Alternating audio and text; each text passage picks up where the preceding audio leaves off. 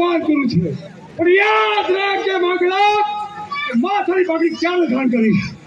યાદ 200-500 માંડની ઘટાની અંદર આ વડેલી છે આ ત્રિવેલથી તારો પાળિયો રોપીશ ત્યારે હું માથાની પાઘડી ધારણ કરીશ.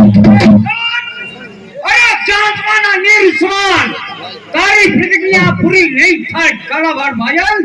એ પ્રતિજ્ઞા પાડવા માટે તારે ફરી જન્મ માંગલા જાને